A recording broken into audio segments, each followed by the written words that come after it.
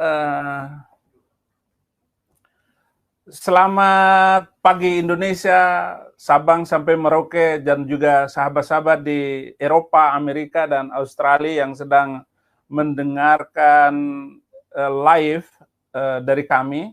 Dan sekarang untuk ketiga kalinya saya dengan pengacara MKC duduk bersama untuk meluruskan berita-berita baik di YouTube ataupun berita elektronik dan koran-koran online, semuanya memberitakan hal yang nyinyir ataupun hal yang tidak dari A1. Berita utama ini kita dengarkan dari pengacara MKC Pak Kamarudin, Martin, dan Febri. Tiga orang ini yang kami percaya oleh keluarga kami untuk pembelaan MKC. Apa yang paling baru tentang berita ini? Berita terbaru terkait dengan pemeriksaan Muhammad Kosman atau Haji Muhammad Kosman alias MKC beberapa hari yang lalu, yaitu tepatnya pada hari Kamis ya. Saya ketika mengajukan saksi-saksi untuk diminta keterangan di lantai 15 dalam perkara lain, tiba-tiba perwira menengah senior dari Propam Mabes Polri bertelepon kepada saya. Dia ingin meminta keterangan daripada klien saya terkait dengan terduga aparatur, mulai dari berpangkat Irjen Pol sampai dengan perwira menengah, perwira pertama hingga bintara, terkait apa yang dialami MKC selama penangkapan sampai penahanan. Ketika itu saya katakan bahwa saya ini sedang mendampingi saksi-saksi juga di Cyber Polri di lantai 15 dalam perkara lain. Dan informasinya klien saya MKC tidak mau dimintai keterangan karena alasan traumatik apabila pengacaranya tidak hadir. Oleh karena itu saya menginformasikan kepada rekan saya Febri dan rekan Martin, tetapi rekan Martin juga sedang berada posisinya di Jawa Barat mendampingi suatu kasus atau menangani suatu kasus, sehingga saya katakan karena kami para pengacaranya saat ini tidak bisa begitu saja hadir ketika dimintai perbantuan untuk mendampingi, maka saya ulur kurang lebih 2-3 jam. Sehingga di satu sisi saya harus mendampingi saksi-saksi di lantai 15, di sisi lain saya turun ke bawah ke basement 1 untuk mendampingi MKC guna dimintai keterangan sebagai korban. Nah, tapi permintaan keterangan ini untuk kepentingan akan segera diadakan sidang pemeriksaan terhadap para terduga, yaitu aparatur kepolisian yang bertanggung jawab, mulai dari penjaga, kepala rutan dan sebagainya, termasuk tersangka Irjen Pol dan kawan-kawan. Maka ketika itu saya dampingi, mulailah pemeriksaan.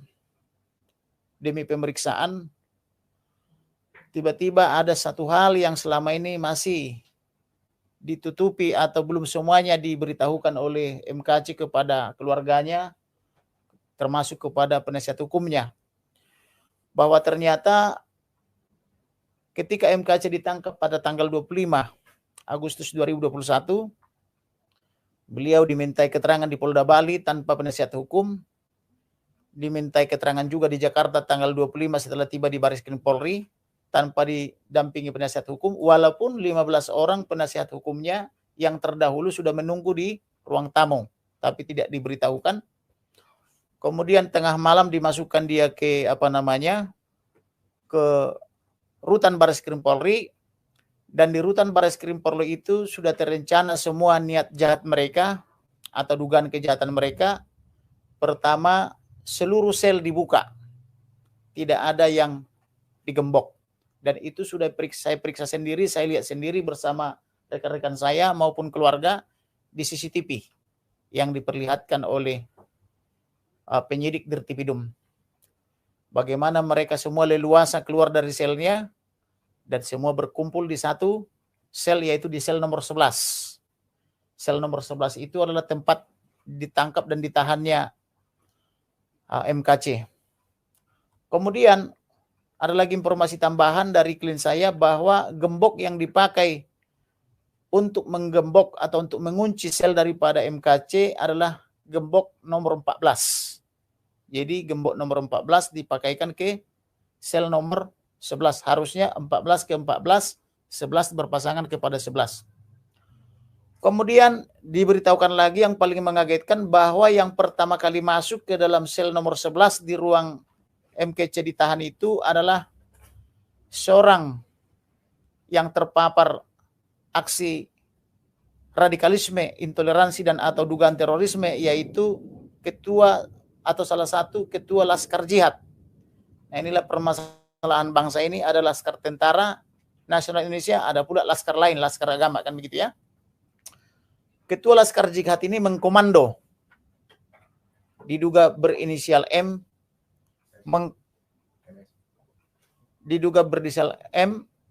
dia mengkomando beberapa temannya, termasuk Irjen Pol itu di bawah komando dia.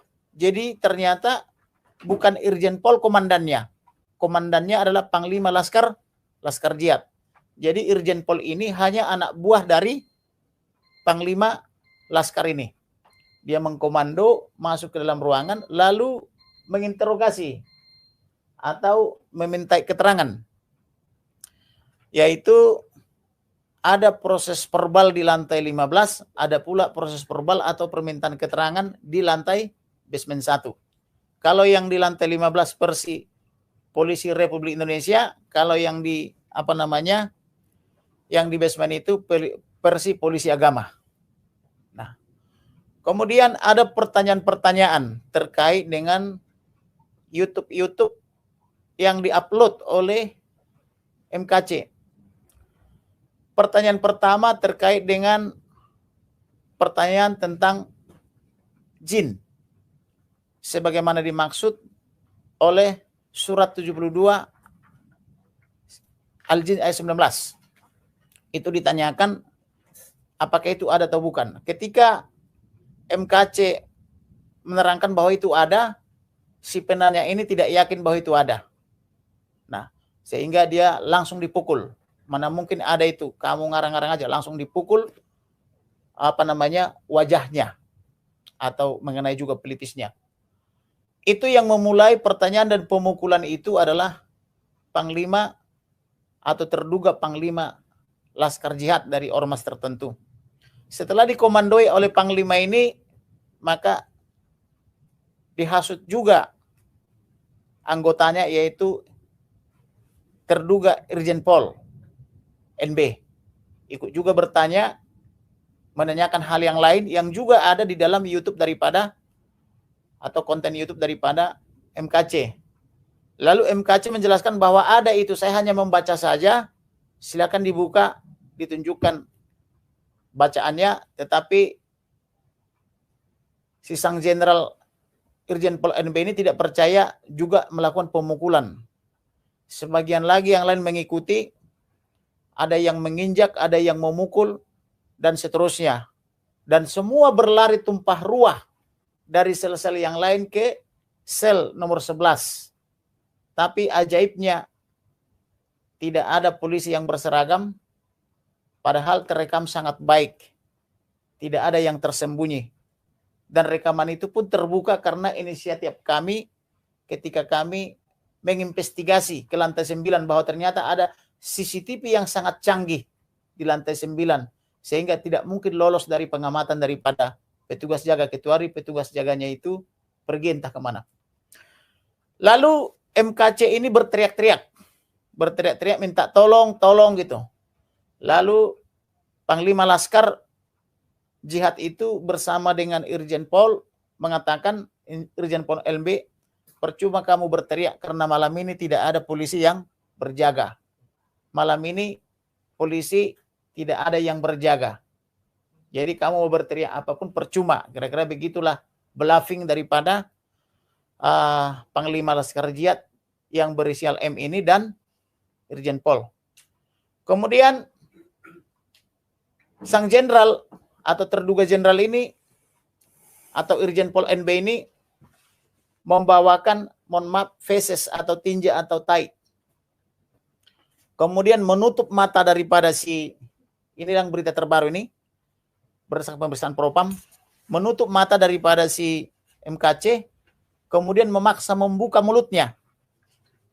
Lalu mohon maaf, sekali lagi 1000 kali mohon maaf, ini ada di dalam BAP Propam, lalu menyuapkan atau memaksa atau menjejali atau mencekoki feses, tinja atau tai ini ke mulut daripada MKC dan memaksanya harus ditelan. Inilah kengerian yang sangat luar biasa. Saya tidak mengerti pendidikan dari mana diperoleh orang-orang ini untuk bisa sanggup dan tega melakukan itu. Memaksa seorang hamba Tuhan untuk memakan itu feses atau tinja secara paksa. Ada yang berperan memegang tangannya, berperan memukuli, ada yang berperan mengintimidasi, ada yang berperan membelaping bahwa percuma berteriak, tidak akan ada polisi malam ini karena semua petugas polisi malam ini dibebas tugaskan, artinya tidak akan ada yang melihat. Kemudian mencekoki atau menyuapi dengan tinja tadi untuk dimakan. Setelah dimakan baru mereka puas. Kemudian karena fesesnya juga berserakan di mana-mana, baru diperbolehkan untuk cuci tangan, cuci muka, karena berauran juga sampai ke muka, ke kepala, dan ke baju, termasuk ke dinding dan ke dipan. Dan itu mereka lakukan di atas dipan. Ada yang berdiri menginjak, ada yang memukul, ada yang menteriaki, dan seterusnya. Kurang lebih begitulah yang dialami oleh MKC. Kemudian sang jenderal juga di ruang yang sama di sel 11 juga cuci tangan. Setelah itu terulang lagi terus penyiksaan itu. Jadi penyiksaan itu kurang lebih terjadi pada tanggal 26 Agustus 2021, sekira pukul 1 dan terus berulang-ulang hingga pukul 3. Nah, sudah puas mereka menyiksa. Pagi itu barulah ada tahanan yang lain yang baik, yang hatinya baik. Mereka membantu membersihkan kotoran-kotoran atau feses itu, baik yang ada di dinding, yang ada di dipan, maupun yang ada di lantai. Ada juga sebagian yang baik dari antara tahanan itu memberikan parfum untuk memparfumi ruangan itu karena saking baunya yang dari feses yang beredar itu. Habis itu MKC sudah kelelahan, kesakitan dan sebagainya, tertidur hingga sore hari. Tidak ada petugas yang membangunkan hingga sore hari. Kemudian di sore hari pukul 15, masih di tanggal 26, ada 2 orang diduga anggota Polri yang tidak berseragam dan atau juga bisa sebagai petugas tahanan yang dimanfaatkan untuk memanggil-manggil dari setiap ruangan, membukakan kunci daripada tahanan daripada MKC, kemudian membawa klien kami NKC untuk diperhadapkan kepada penyidik Siber Polri atau Cyber Polri lantai 15. Kemudian ketika yang bersangkutan dibawa dari ruang 11, di luar sana sudah berkeliaran Irjen Pol dan kawan-kawan menunggu. Dan ketika dia digiring oleh petugas yang memanggil 2 orang ini, kembali sang jenderal memanggil, kamu ke sini, kan begitu. Karena dipanggil, MKC bergegas terus menuju ke depan, mau keluar, tetapi dihalangi oleh 2 orang yang memanggil ini. Artinya ada peran daripada yang mengeluarkan dia dari sel yang diduga sebagai anggota Polri yang tidak berseragam atau petugas yang disuruh oleh anggota Polri untuk menjemput dari selnya. Kemudian karena dihalangi dia lewat, kamu menghadap dulu ke sang jenderal. Maka ketika itu sang jenderal mengintimidasi jangan banyak mulut, jangan melapor polisi, atau kamu saya habisi, anak istrimu, dan pengacaramu. Artinya ada ancaman kepada tiga pihak, kepada MKC akan dibunuh, karena mereka mengatakan mereka sudah siap untuk membunuh, kemudian akan membunuh istri dan anak-anaknya, juga akan membunuh pengacaranya apabila MKC bercerita atau melakukan pelaporan. Kemudian MKC ini di dalam ancaman tersebut menyatakan iya, tidak akan cerita. Lalu si penyidik dan atau suruhannya membawa MKC naik ke lantai 15. Setelah nyampe lantai 15, penyidik cyber yang melihat dia bisa benar-benar tidak tahu, bisa juga pura-pura tidak tahu. Loh, kenapa kamu? Kurang lebih begitu. Karena dilihat wajahnya semua sudah biru kehitam-hitaman, badannya sudah babak belur, dan diduga tulang-tulangnya sudah ada yang patah akibat perbuatan daripada segerombolan yang di basement 1 itu, atau di rutan Bareskrim Polri. Kemudian setelah dijelaskan, karena dia sudah sekarat, sulit bergerak, maka dia pun dibawakan ke SPKT Bareskrim Polri untuk membuat laporan polisi, kemudian dibawakan ke rumah sakit Polri, hanya sekedar visum, tetapi tidak diobati, tidak dirawat juga. Di sisi lain, para pengacara terdahulu tetap masih menunggu di lantai 15. Kemudian penyidik cyber Polri bersama perwira-perwiranya paling senior di situ menginformasikan kepada advokat dan atau penasihat hukum yang berjumlah 15 menunggu di situ, MKC baik-baik saja, MKC hanya isolasi mandiri karena MKC diduga terpapar COVID dan sebagainya. Kemudian maka para pengacara ini juga atau penasihat hukum ini menginformasikan kepada publik, media cetak dan elektronik, bahwa MKC baik-baik saja, hanya saja masih melakukan isolasi mandiri. Nah, ini menurut hemat kami inilah penyebaran hoax atau penyebaran berita bohong yang bersumber dari perwira-perwira senior cyber Polri. Sehingga menurut hukum, siapa yang menyebarkan berita bohong harus dipidana. Oleh karena itu saya minta kepada Bapak Kapolri dan Kabar Eskrim supaya penyidik-penyidik di cyber Polri ini juga dijadikan tersangka untuk dimintai keterangan. Karena mereka menyebarkan hoax atau berita bohong. Kemudian mereka melawan Undang-Undang Advokat nomor 18 tahun 2003 tentang advokat. Karena kenapa? Advokat itu dijamin oleh undang-undang. Sama halnya dengan polisi dijamin oleh Undang-Undang nomor 2 tahun 2002 tentang kepolisian.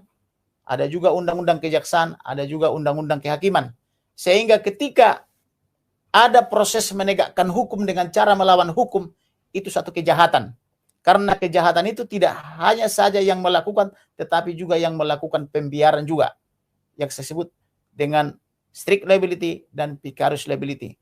Sehingga oleh karena itu, karena ini ada kejahatan yang terstruktur, sistematis dan masif, kemudian mengesampingkan atau melawan undang-undang tentang hak-hak tersangka yang diatur dalam pasal 50 sampai pasal 48. Juga melawan dan mengesampingkan hak-hak daripada tersangka dan penasihat hukumnya yang diatur dari pasal 69 sampai pasal 74, khususnya pasal 72, di mana penyidik tidak mau memberikan turunan berita acara kepada tersangka maupun kepada penasihat hukumnya walaupun sudah diminta secara lisan maupun tertulis, tetapi sampai detik ini mereka tidak mau memberikan dengan alasan tidak diizinkan oleh Dir Cyber Polri atau pada Bareskrim Polri. Maka menurut saya apa yang mereka lakukan itu bukanlah penegakan hukum, tapi adalah kejahatan hukum.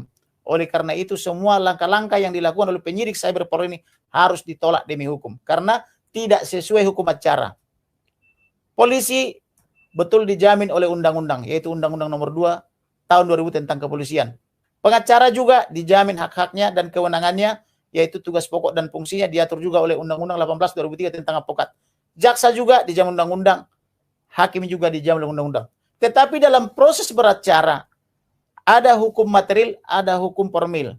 Hukum material yaitu hukum yang disangkakan kepada MKC yaitu pasal 28 Undang-Undang ITE ayat 2 dan pasal 45 Undang-Undang ITE junto pasal 156 dan 156A KUH pidana.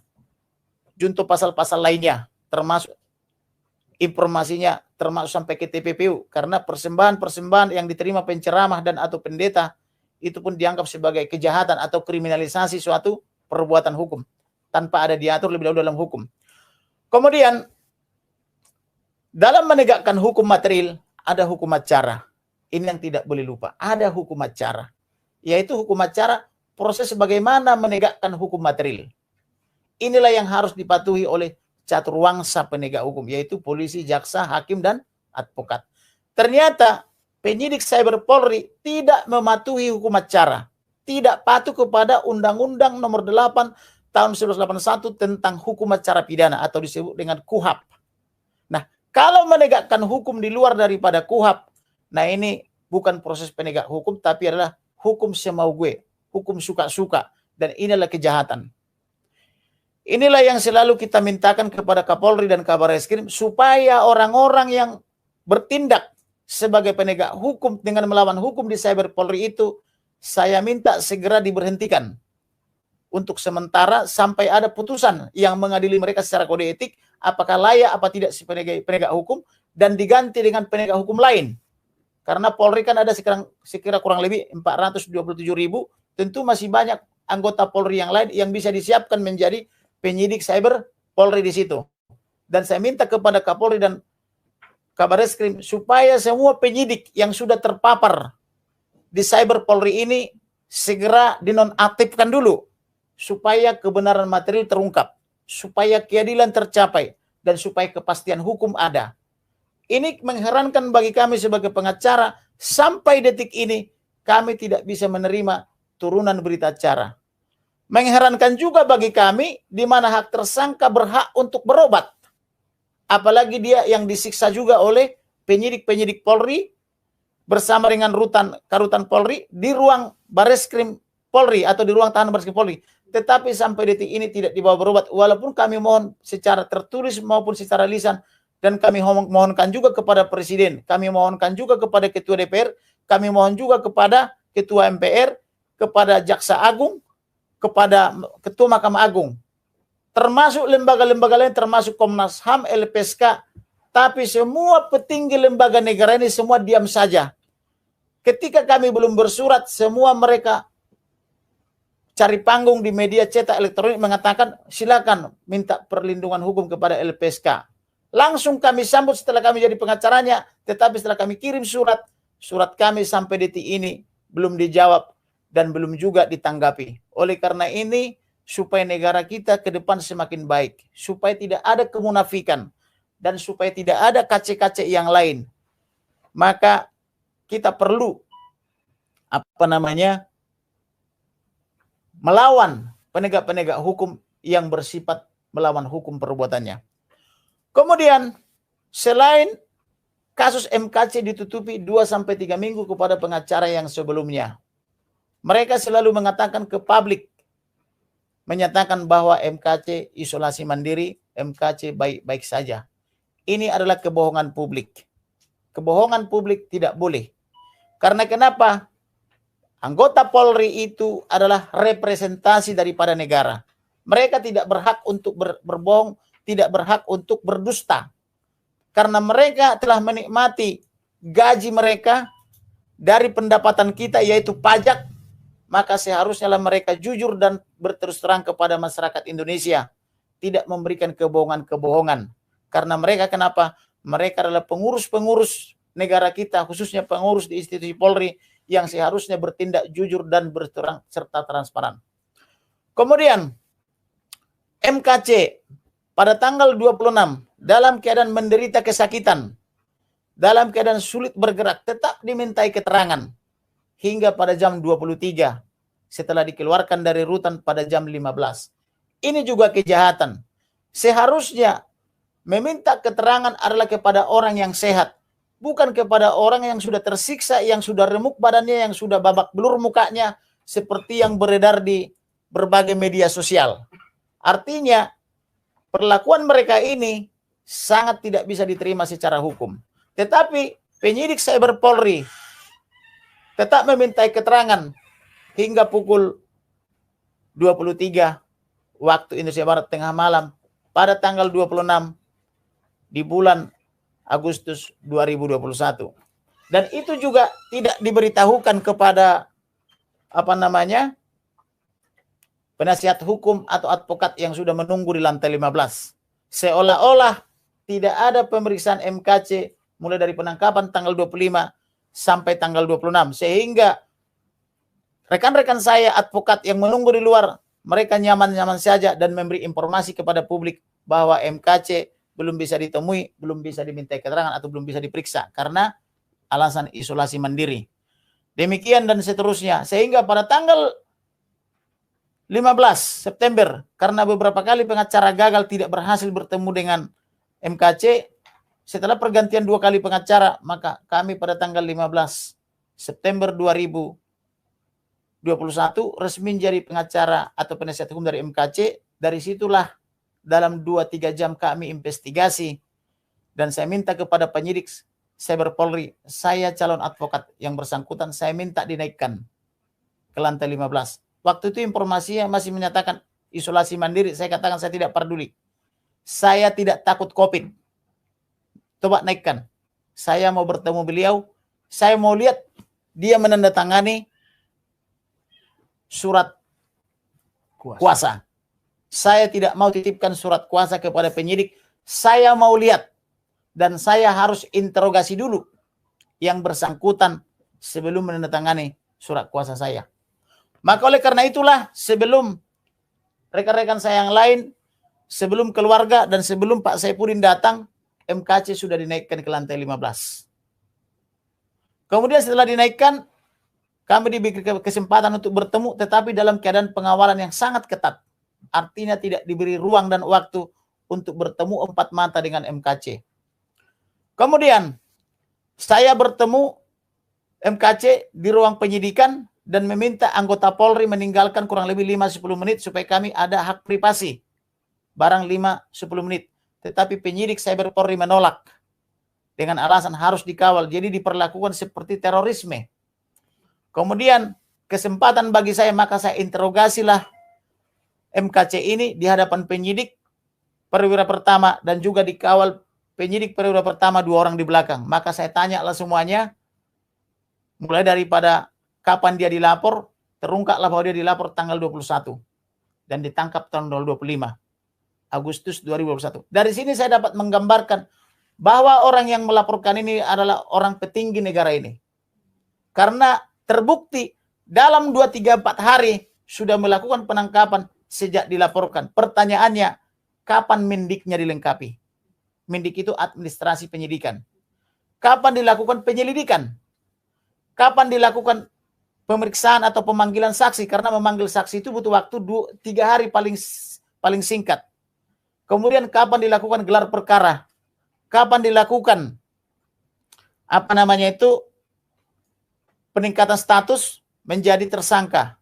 Dan mengapa tersangka tidak diberi hak untuk memberikan hak jawab sebagai terlapor atau calon tersangka? Seharusnya dia dipanggil dulu sebagai saksi, dimintai keterangan supaya duduk persoalannya itu jelas.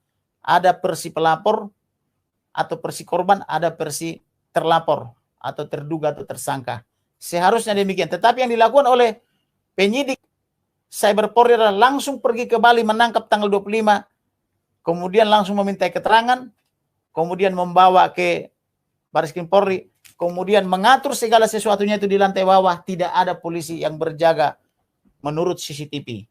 Dan sesuai dengan apa yang dikatakan oleh Panglima Laskar atau terduga Panglima Laskar, termasuk Irjen Pol yang mengatakan bahwa pada malam hari ini percuma teriak-teriak karena tidak ada petugas polisi yang berjaga. Dan itu memang terlihat di dalam CCTV, tidak ada petugas polisi yang melerai atau yang berjaga pada malam hari itu. Oleh karena itu saya cukup beralasan mengatakan bahwa semua petugas yang harusnya berjaga malam itu, baik itu Bintara, tapi saya tidak mau Bintara karena Bintara itu sebetulnya di bawah perintah perwira, maka semua perwira yang harusnya berjaga malam itu, saya minta supaya dijadikan tersangka, termasuk atasan daripada kepala rutan itu yang mengatur semua kejahatan ini. Karena menurut kita ini tidak pantas penegak hukum berperilaku sebagai pelaku kejahatan hukum. Itulah kira-kira yang bisa saya jelaskan. Barangkali ada teman-teman mau tambahin, silakan. Bang, mau nanya boleh? Silakan. Ya. Iya, bisa nggak cuplikan dari hasil CCTV itu disebar ke kita, media begitu? Cuplikannya aja, jadi tidak itu semua. Pertanyaan yang sangat bagus. Video itu adalah properti daripada Bareskrim Polri. Ada di lantai 9 dalam penguasaan Bah Tahti. Kami ini penasihat hukum, kami di luar institusi Polri. Tetapi karena undang-undang mengatur, kami berhak dan berwenang sesuai tugas pokok dan fungsi kami memberi nasihat hukum, konsultasi hukum, dan mendampingi klien ketika dimintai keterangan. Tetapi untuk menguasai video itu tentu kami tidak punya wewenang. Nanti itu akan dilimpah ke jaksa, kemudian oleh jaksa penuntut umum dilimpah lagi ke pengadilan. Nanti di pengadilan itu akan dibuka. Tetapi kami sudah melihat itu di lantai 4. Ketika telah disita video itu dari CCTV Bah Tahti lantai 19, kami sudah melihat diputar. Disaksikan oleh rekan saya Martin, disaksikan oleh rekan saya anaknya MKC Febri, disaksikan juga oleh istrinya. Kami lihat itu diputar dan dimintai apakah ini video ini benar. Kemudian karena video itu kan berupa gambar yang bergerak, maka ditanya ini siapa dengan cara dilingkari oleh penyidik, ada lingkar biru, ada lingkar kuning dan sebagainya. Ini siapa, ada apa peran ini, apa peran itu. Nah, maka MKC telah menjelaskan peran dari masing-masing. Artinya pengakuan juga telah didukung oleh Irjen Pol. Sudah dibuat surat pengakuan. Kemudian selain surat pengakuan, beliau mencabut lagi pengakuannya itu. Artinya percuma dicabut pengakuan itu karena sudah terekam di dalam CCTV. Itu bisa jadi barang bukti nggak? Sudah pasti. Sudah, ya? Karena ketika saya menjadi penasihat hukum MKC, langkah pertama yang saya lakukan adalah bertanya kepada penyidik Cyber Polri. Tetapi karena penyidik Cyber Polri berdusta atau tidak memberi keterangan yang benar, maka saya tidak cukup hanya menerima keterangan penyidik Cyber Polri. Maka saya turun ke SPKT. SPKT itu Sentra Pelayanan Kepolisian Terpadu di Bareskrim Polri.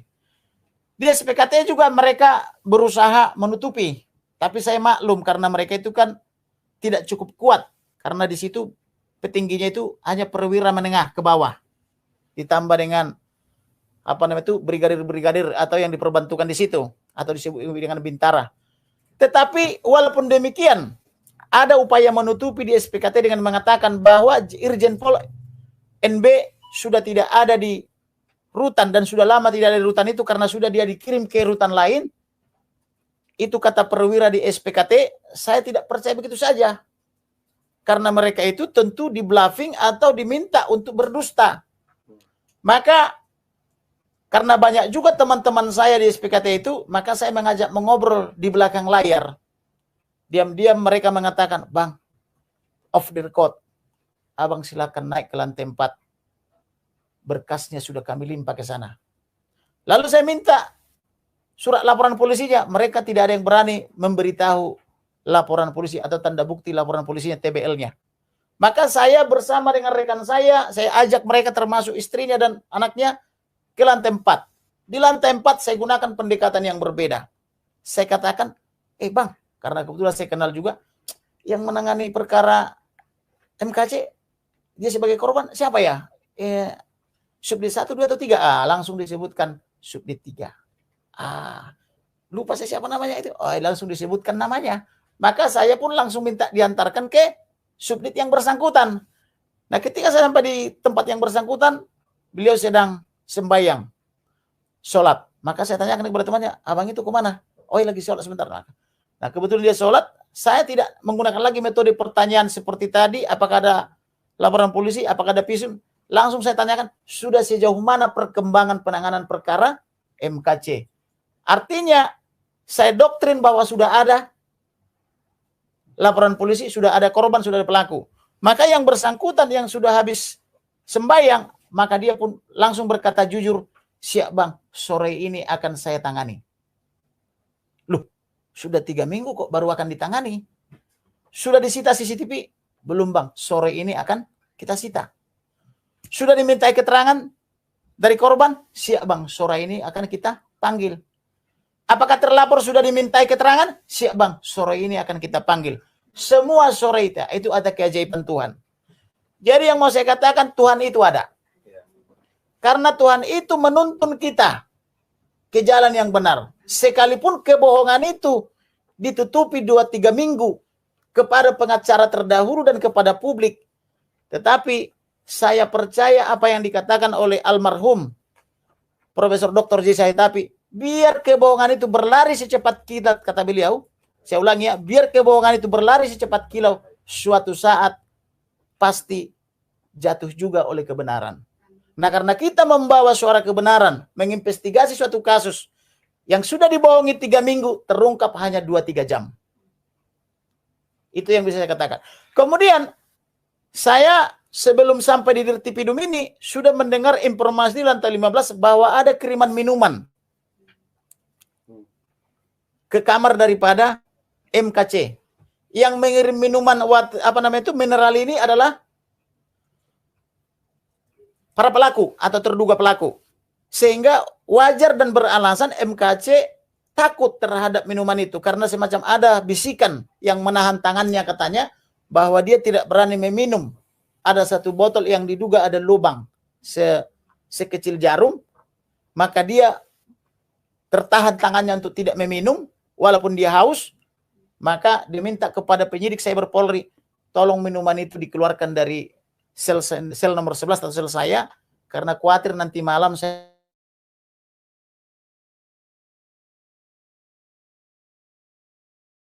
padahal tersangka itu berada dalam kekuasaan penyidik untuk kepentingan umum, tapi dia mengatakan tidak berwenang. Lalu saya meminta kepada penyidik Dirtipidum, karena dia penyidik untuk atau penyelidik untuk korban. Dia pun mengatakan kami tidak berwenang bang, yang berwenang itu penyidik Cyber Polri. Nah, ini ada 2 institusi di bawah Barreskrim saling tuding. Wewenang Cyber Polri, wewenang Dirtipidum. Kemudian, itulah ihwal atau tuntunan Roh Kudus. Sehingga saya naik ke lantai 19 untuk mencari tahu karutan. Siapa yang berwenang. Ternyata ketika saya masuk ke lantai 9, saya ketuk ruangannya. Tidak ada polisi satupun di ruang Bahtahti. Tiba-tiba saya didapat suguhan tontonan yang sangat menarik. Yaitu ada CCTV yang sangat canggih. Yang lebarnya sangat luar biasa besarnya. Saya menonton. Karena tontonan itu menarik. Langsung saya ajak rekan-rekan saya dari luar. Febri dan Martin. Kemudian istrinya juga saya ajak. Ayo, ada tontonan yang menarik. Kita lihat yuk. Kami lihatlah di situ. Kamar per kamar ada CCTV. Orang masuk diperiksa ada CCTV. Orang keluar diperiksa ada CCTV. Kemudian di lorong-lorong ada CCTV. Bahkan mohon maaf, orang sembahyang pun direkam CCTV. Orang lagi sholat. Jadi tidak mungkin polisi tidak tahu dalam 3 minggu. Karena ada rekaman CCTV. Yang tentunya ada recordingnya juga. Recordnya. Nah, berdasarkan itulah saya minta kepada penyidik sita. Ada CCTV yang sangat canggih. Yang saya katakan pada yang lalu itu, tikus pun kalau lewat pasti kelihatan. Saking canggihnya.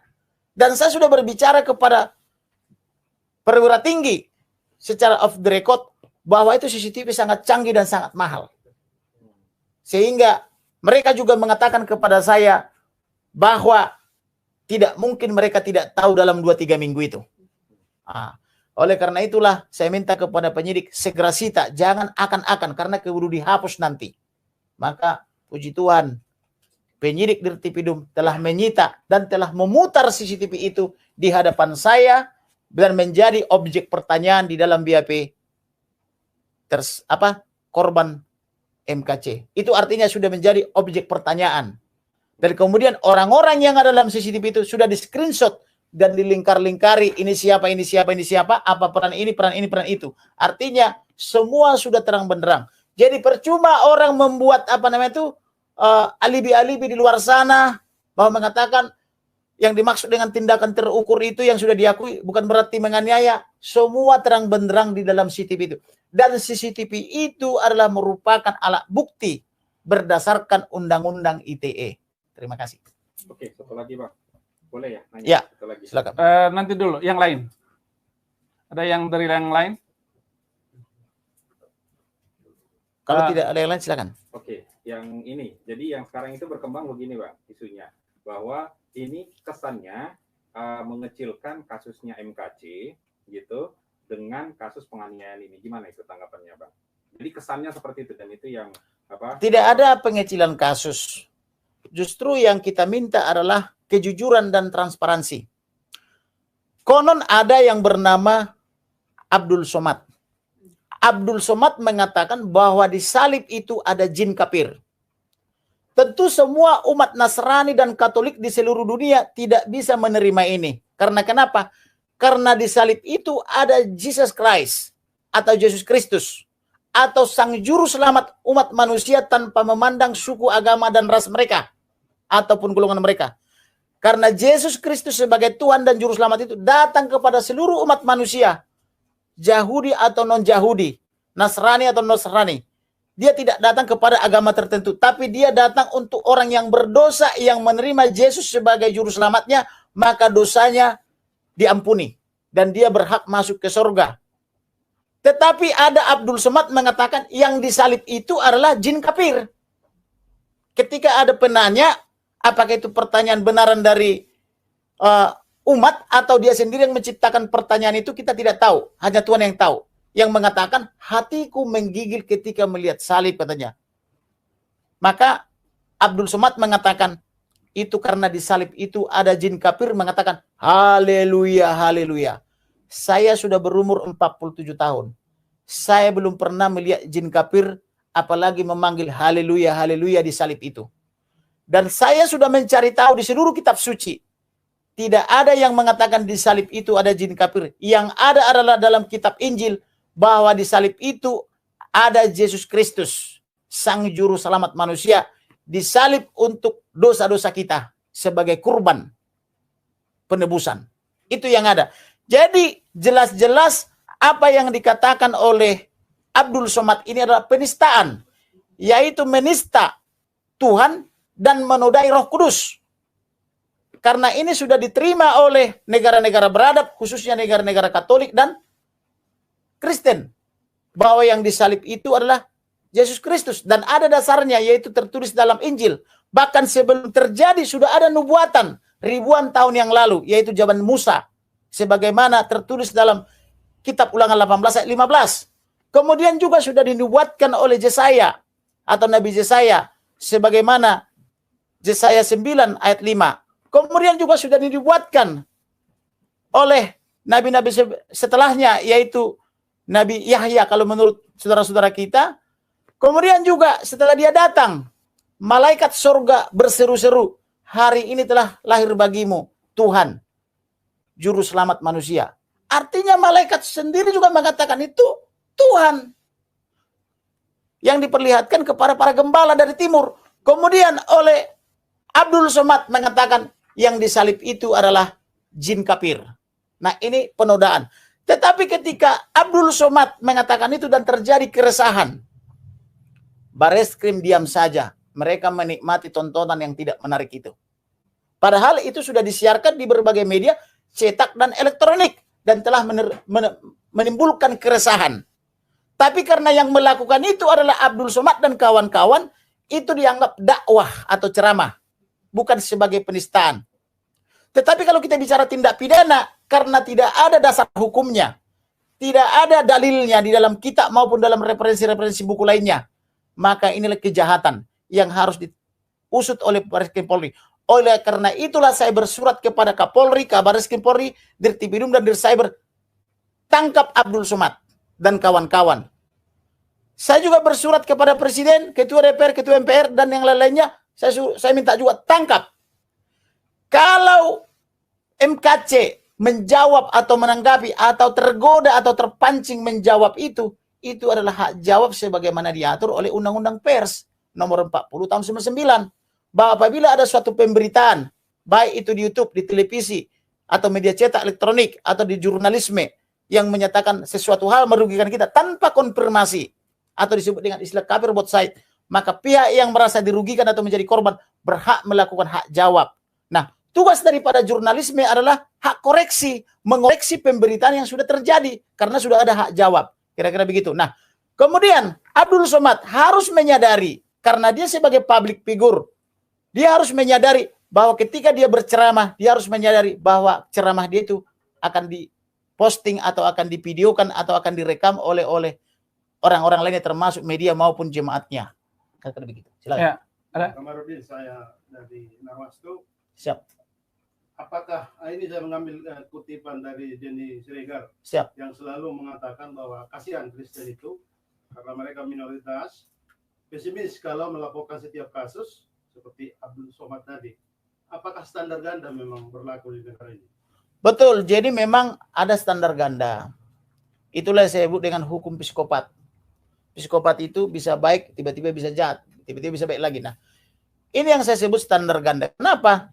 Kalau saudara-saudara kita yang berpaham radikalis dan intoleran terus membahas kitab Alkitab itu atau Injil itu, walaupun tidak ada wewenangnya untuk membahas itu, dengan cara mengkutip-kutip sepotong-potong, dengan cara menista, seperti misalnya Menasim Ali mengatakan bahwa Yesus itu adalah anak haram hasil perzinahan daripada Bunda Maria yang suci dengan tentara Romawi, dan itu diposting di berbagai media termasuk YouTube.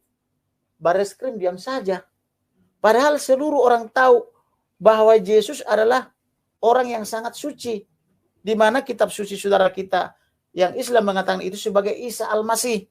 Bahkan Isa Al-Masih itu di dalam kitab suci saudara-saudara kita umat muslim disebut sebagai manusia tersuci di dunia dan di akhirat, kan begitu. Nah, tapi ketika ada Menasim Ali mengatakan bahwa Yesus itu adalah hasil perzinahan, berarti kan hasil dosa. Karena Bunda Maria yang suci dianggap telah berzina dengan tentara Romawi sehingga lahirlah Yesus. Bareskrim Polri menikmati aja. Itu suatu hal yang menarik buat mereka, dan itu mereka menganggap itu ceramah. Mereka menganggap itu adalah dakwah. Ini yang standar ganda. Oleh karena itulah saya katakan, sepanjang penerapan hukum di Republik ini adalah standar ganda, sampai kapanpun akan ada MKC lain yang tergelitik dan tergoda untuk menjawab. Dan ketika dijawab, Bareskrim Polri melihat yang menjawab itulah penista agama. Inilah yang tidak benar. Hukum harus diterapkan secara benar. Hukum harus diterapkan secara baik. Hukum harus diimplementasikan secara equal atau disebut dengan equality before the law, tanpa memandang suku, agama, ras, dan golongan. Tetapi di pemberitaan itu, baik di YouTube itu, kalau kita lihat Menasim Ali, dia mengaku sebagai ustadz, tapi yang dibahas tiap hari bukan Al-Quran dan hadis atau fikih. Yang dibahas tiap hari adalah kekristenan atau Alkitab.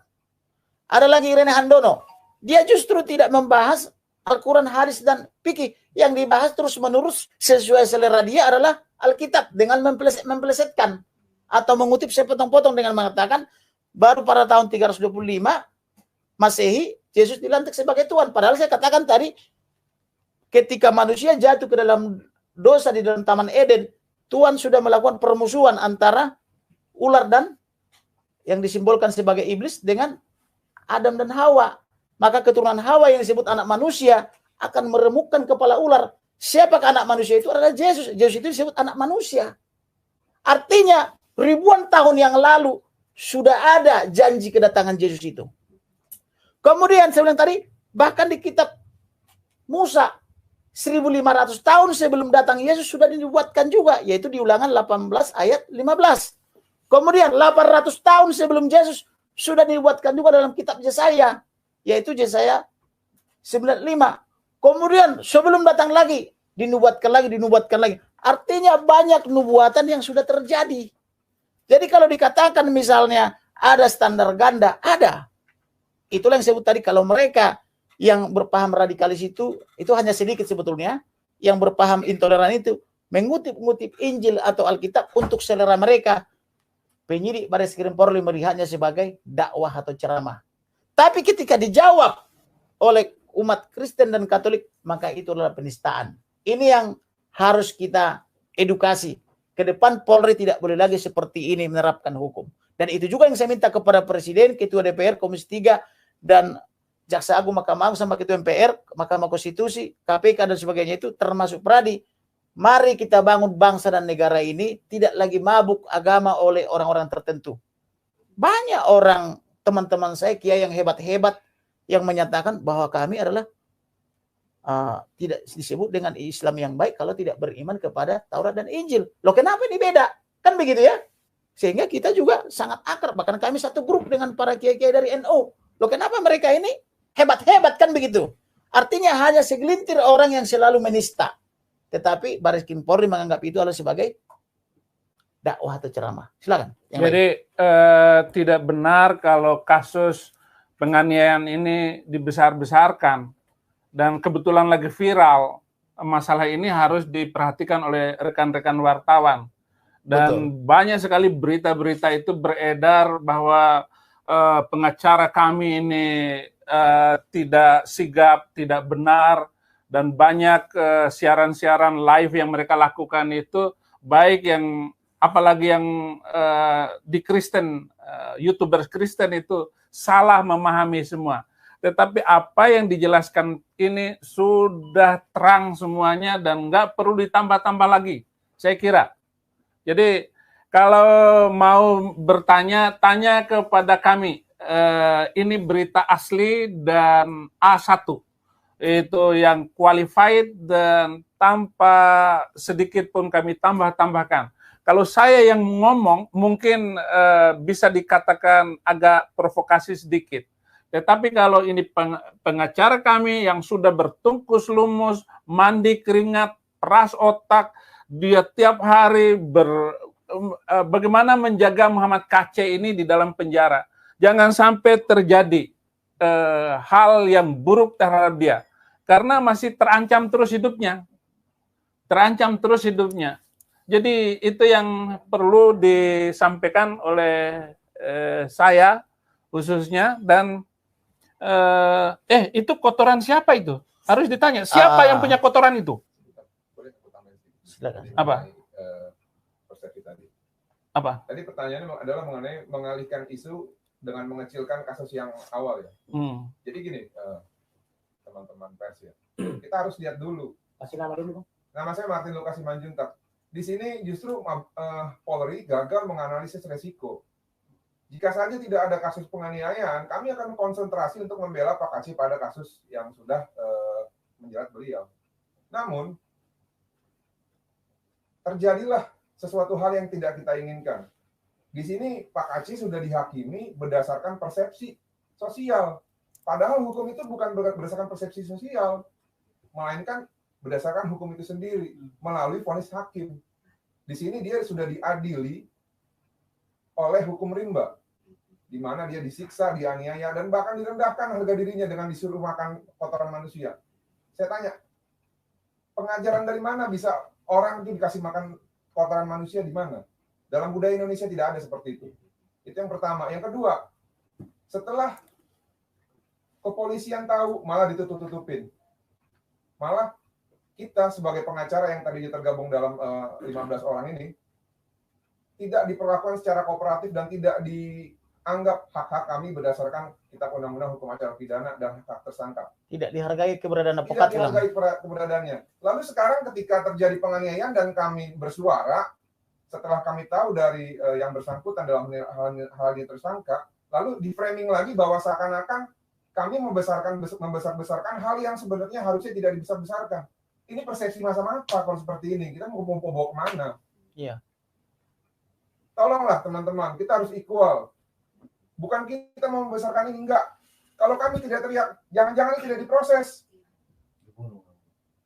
Jadi kita harus fair melihat. Bukan kami membesar-besarkan mengenai penganiayaan, bukan. Kami juga akan siap untuk berjuang membela hak hukum Pak Aceh di kasus dugaan penistaan ataupun ujaran kebencian ataupun Undang-Undang Darurat Nomor 1 Tahun 1946. Tapi ini juga hak asasi manusia seseorang, tidak bisa dibiarkan seperti ini. Jadi itu tidak benar. Kami tidak pernah membesar-besarkan terhadap kasus ini, tidak. Sama. Itu mungkin, terima kasih. Ya, ada yang bertanya itu apakah Muhammad KC itu ditangkap untuk disiksa? Coba jawab. Jadi hukum kita begini, polisi itu dalam hal terjadi kejahatan dia sebagai penyelidik dan atau penyidik. Penyelidik dalam arti belum yakin ada tindak pidana, maka diselidiki dulu untuk mengumpulkan bukti-bukti. Kalau sudah ada bukti-bukti, antara lain bukti-bukti itu kan bisa keterangan saksi minimal 2 orang, ada surat atau akta, ada petunjuk dan sebagainya, ada keterangan ahli, maka ditingkatkanlah statusnya jadi penyidikan atau pro justisia, statusnya menjadi tersangka, kan begitu ya, sudah ditemukan tersangkanya. Maka penyidik itu tugasnya membuat terang masalahnya. Bukan menyiksa, membuat terang masalah. Masalahnya apa? Apa perbuatannya? Misalnya dugaan penistaan. Kapan terjadinya? Di mana terjadinya? Siapa tersangka atau pelakunya? Siapa saja saksinya? Apa saja bukti-buktinya? Kalau sudah semua itu dilimpah pada peneliti berkas, dalam hal ini jaksa penuntut umum, karena perkara umum. Maka jaksa meneliti. Maka jaksa bisa membuat P18, bisa juga P19. P19 itu membuat petunjuk untuk dilengkapi oleh penyidik. Setelah petunjuk jaksa atau P19 itu dilengkapi, maka polisi atau penyidik mengirim lagi berkas itu kepada jaksa penuntut umum. Itu kalau sudah lengkap dinyatakanlah itu P21. Kalau sudah P21, maka penyidik mengirim lagi tersangka dan barang buktinya, yaitu berupa berkas-berkas dan barang bukti termasuk tersangkanya, itulah P21 tahap 2 atau P22.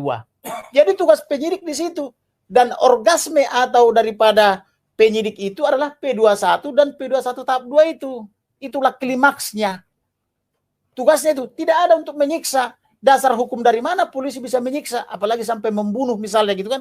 Apalagi ini diskenariokan ketika habis diperiksa di lantai 15, padahal ada penasihat hukumnya hanya beda dinding. Di dinding sebelah ada 15 orang advokat. Di dinding sebelah dia diperiksa, tapi tidak diberitahu secara jujur bahwa ada advokatnya di situ.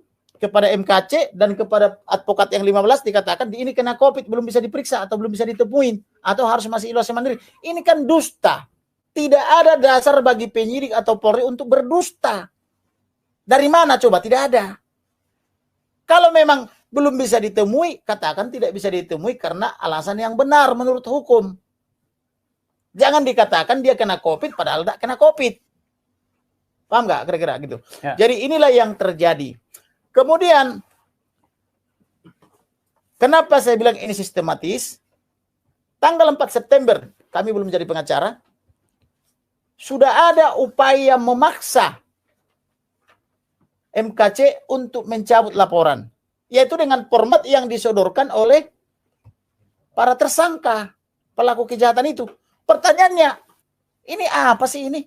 Kok sudah kejadian tanggal 26, kok masih bisa tanggal 4 leluasa pelaku mengintimidasi? Awas lu, kalau nggak dicabut saya bunuh kamu. Saya bunuh keluargamu, anak istrimu. Saya bunuh pengacaramu.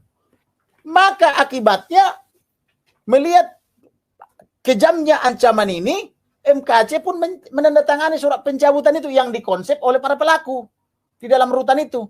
Ini rutan macam apa ini? Kok orang bebas mengancam di dalam? Tanpa ada. Seharusnya di sana ditempatkan detasemen Brimob untuk mengawalkan begitu. Supaya tidak bebas si Irfan ini maupun Panpilkar ini mengatur-atur kepala rutan. Kemudian akhirnya MKC mencabut tanggal 4 September. Dan menyatakan menandatangani perdamaian yang disodorkan oleh pelaku. Kemudian atas dasar itulah katanya penyidik Cyber Polri tidak mau bekerja lagi sampai saya datang. Karena sudah berdamai. Memangnya ini tindak pidana delik aduan? Bukan. Tindak pidana itu bisa terjadi diketahui polisi atau menjadi objek perkara karena 4 hal. Pertama, karena tindak pidana berdasarkan laporan. Modelnya model B. Laporan boleh. Tindak pidana bisa karena diketahui oleh penyidik. Laporannya model A. Tindak pidana bisa karena delik aduan. Artinya tanpa pengaduan penyidik tidak bekerja. Dalam perkara rumah tangga misalnya. Perkara perzinahan misalnya. Kemudian tindak pidana bisa karena tertangkap tangan atau tertangkap basah istilah pasaran gitu atau istilah terminal gitu, tertangkap basah katanya. Loh, ini kan bukan delik aduan. Mengapa penyidik Cyber Polri diam saja dari tanggal 26 Agustus sampai dengan tanggal 15 September. Kalau saya tidak datang, ini tidak jadi ini barang. Ketika saya datang, saya katakan, ungkap, saya tidak mau ini. Ini kejahatan. Ini tidak boleh. Saya punya kewajiban melindungi Polri. Menjadi Polri yang profesional. Yang bekerja sesuai hukum. Karena saya calon pemimpin negara ini di masa yang akan datang. Saya tidak mau Polri seperti ini. Saya tidak mau negara kacau seperti ini. Kalau tidak ada yang peduli kepada negara, saya peduli. Sebagai anak cucu pendiri negara ini, saya peduli. Itu saya katakan. Maka pada saat itulah penyidik yang bersangkutan sore ini akan dipanggil. Sore ini akan disita CCTV. Sore ini akan dimintai keterangan dari korban. Sore ini akan dikirim surat panggilan kepada terlapor. Semua sore ini. Ini apa? Ya. Apakah selama 3 minggu ini Kapolri, Kabarreskrim, Dirtipidum, Dircyber, dan Kasubditnya tidak tahu? Saya yakin tahu. Kemudian, Kabak Tahti itu kan Kombes Pol. Di atasnya Karorenmin. Itu bintang 1. Apakah dia setelah melihat CCTV itu tidak tergerak hatinya untuk melaporkan? Atau untuk menindaklanjuti? Sedangkan tindak pidana tadi, kalau ada terjadi tindak pidana, kita masyarakat Indonesia wajib melaporkan. Loh ini Polri loh. Kalau masyarakat saja wajib melaporkan tindak pidana, bagaimana dengan Polri sebagai penegak hukum? Dia lebih wajib lagi karena tugas dan jabatannya dengan gajinya yang diterima dari masyarakat. Lebih wajib dia. Kalau masyarakat bisa dipidana kalau menyembunyikan kejahatan atau tidak melaporkan terjadi kejahatan, misalnya narkoba.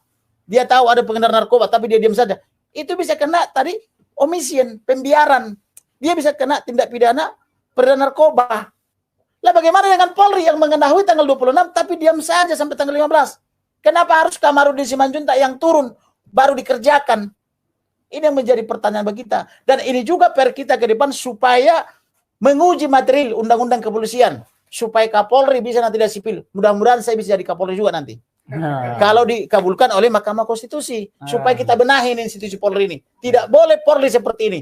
Saya mau Polri yang profesional. Saya mau Polri pelindung pelayan masyarakat yang baik. Bukan sebagai pagar makan tanaman. Itu cita-cita. Jaksa juga harus objektif. Seperti MKC ini kan. MKC ini korban juga loh. MKC ini korban 2003. Kenapa saya katakan korban? MKC ini anak seorang kiai. Namanya Kiai Sunet. Benar ya? Dia pengajar guru agama. MKC ini juga Pak Haji. Bahkan pernah tinggal di Arab Saudi. Istrinya juga informasinya 3 kali hajah. Bahkan kerja juga di Arab Saudi. Gitu. Tapi dia didatangi informasinya Tuhan Yesus tahun 2003. Karena dia didatangi, maka saya sebut tadi korban. Yang tadinya hidupnya nyaman, didatangi Tuhan Yesus, dia harus memikul salib. Dia doakan orang gila yang sudah kakinya sudah dipasung. Informasinya sudah sangat lama dipasung.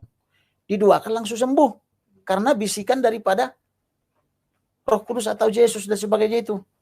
Karena sembuh beberapa hari lagi sudah bisa manjat kelapa. Maka peristiwa itu terus.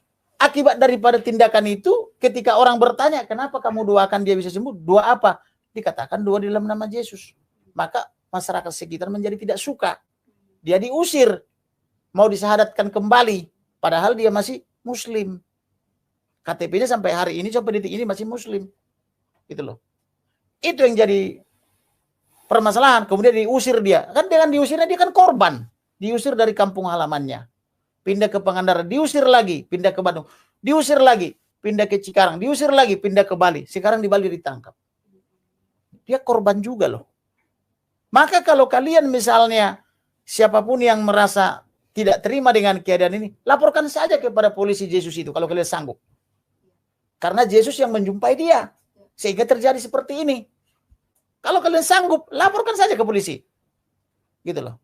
Jadi itu yang mau saya katakan. Jadi tolonglah. Karena sudah diatur dalam pasal 28. Kebebasan orang beribadah dan beragama atau memilih agamanya. Itu sudah dijamin konstitusi.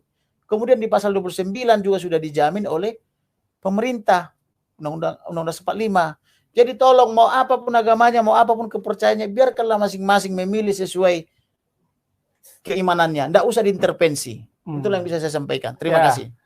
Saudara-saudara, cukup dulu. Ada pertanyaan satu lagi, Pak. Ini belum bertanya tadi. Silakan, apa, Pak? Ya, silakan. Mau saya tanyakan, saya Agus, sudah sejauh mana sekarang untuk masalah dugaan penistaan agama itu, kemudian laporan tentang penyiksaan MKC, Baik, dua kasus ini? sejauh ini dari pertanyaan penyidik sepertinya sudah segera P21. Karena penyidik pada pemeriksaan terakhir pada hari Kamis, dia sudah bertanya tentang konten pasal 116 KUHP, yaitu apakah tersangka akan mengajukan saksi yang meringankan. Karena saksi meringankan ini telah diatur dalam pasal 116 KUHP, juga dikuatkan oleh putusan Mahkamah Konstitusi, maka kami bersama-sama dengan tersangka telah mengajukan 6 nama saksi yang meringankan.